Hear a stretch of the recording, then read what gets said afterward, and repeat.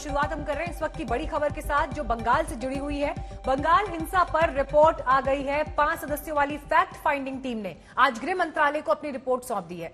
Report में हिंसा के लिए ममता सरकार को ही जिम्मेदार ठहराया गया है। हिंसा को सुनियोजित और सुसंगठित बताया गया है।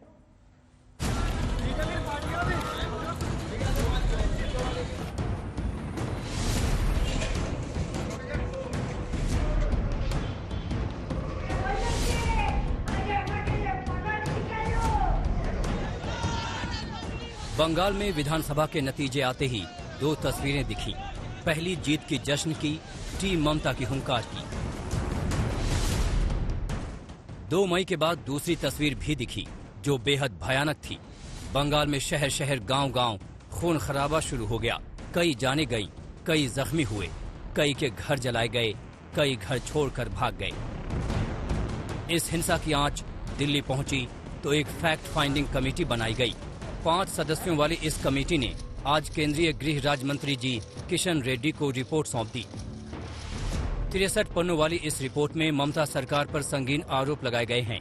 यहां तक कि कमेटी के सामने रुकावट खड़े करने की बात है। रिपोर्ट में कहा गया है कि 2 मई के बाद सुनियोजित संगठित हिंसा हुई, जिसमें निर्दोष लोगों पर अपराधी और माफिया डॉन से हमला कराए गए। रिपोर्ट में एक खास पार्टी के लोगों पर टारगेट करने का आरोप लगा। पुलिस पर लापरवाही का आरोप लगा। पीड़ितों के खिलाफ ही केस करने का इल्जाम लगा।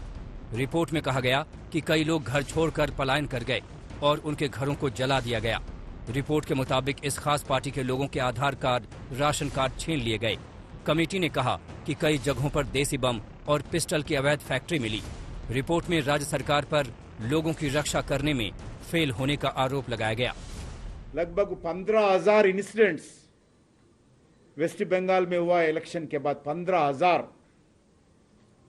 और 7,000 वुमेन के ऊपर अलग अलग तरीके से वो लोगों को अट्रॉसिटीज किया है।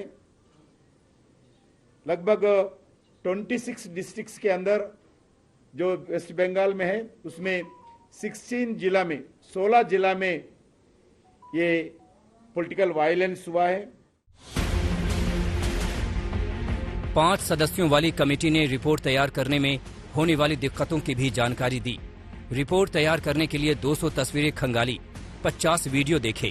फैक्ट फाइंडिंग टीम गांव-गांव जाकर लोगों से भी मिली। राज्य सरकार ने सुरक्षा नहीं दी तो उन्हें भी सीआरपीएफ की सुरक्षा दी गई। बंगाल के मुख्य सचिव पर जांच में रोड़ा अटकाने का भी आरोप लगाया। लगा कि जैसे पुलिस भी मूक दर्शक है और एडमिनिस्ट्रेशन का भी टोटल फेलियर है। एडमिनिस्ट्रेशन क्या है? हम लोगों ने बात की कि सर्विसेज लोगों की बात कर रहे हैं जिन्होंने संविधान की सौगंध लेते हैं, जो लोग संविधान की रक्षा का वचन लेते हैं। हम लोग जो लोग भी सर्विस ज्वाइन करते हैं और जब तक सर्विस में रहते हैं संविधान के प्रति प्रतिबद्ध रहने का वचन हम लोग देते हैं। और संविधान की क्या प्रतिबद्धता? वो तो मतलब पॉलिसी नहीं, नीतियां नहीं कर रहे थे वो सरकार की राजनीति वहां बैठ के कर रहे हैं। सरकार ने जो फैक्ट फाइंडिंग टीम बनाई थी उसके चेयरमैन सिक्किम हाई कोर्ट के पूर्व चीफ जस्टिस प्रमोद कोहली हैं।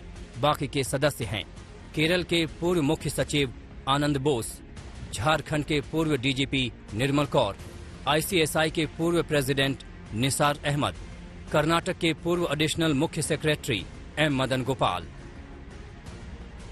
सरकार को बंगाल हिंसा पर रिपोर्ट मिल गई, लेकिन अभी तो ये ट्रेलर है, फिल्म अभी बाकी है। देखना है कि केंद्र सरकार इस रिपोर्ट पर क्या एक्शन लेती है और ममता सरकार रिपोर्ट को क्या बताती है। जितेंद्र बहादुर सिंह, दिल्ली, आज तक।